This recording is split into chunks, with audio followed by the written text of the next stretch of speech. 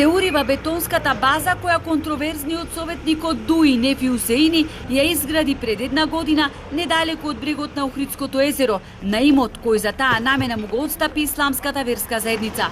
Усеини, кој не сакаше да зборува пред камера, вели дека базата ја урива сам, иако на терен имаше екипи од градежниот инспекторат и механизација која доста погладнево почна да го расчистува заштитениот појас на кој беше послана бетонската база.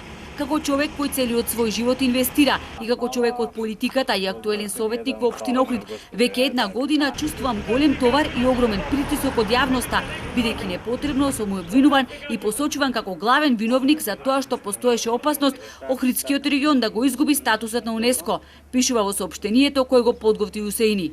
Тој смета дека јавноста била критички настроена само кон него и неговото семејство.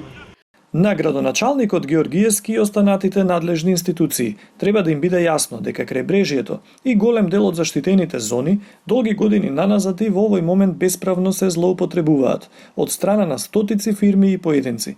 Затоа упатувам апел до надлежните да постапуваат неселективно во овој процес. Само така ќе покажат дека нема лицемерие и тајни договори и дека вистински како држава и општина сме насочени кон исполнување на барањата на УНЕСКО. Усеини сега јавно го прозва градоначалникот и општината да одговорат на неговото барање и да издадат решение со тоа што ќе издадат нова локација за сите бетонски бази кои се нелегално поставени, без одредна документација и одобрение, за да можат легално да извршуваат оваа дејност.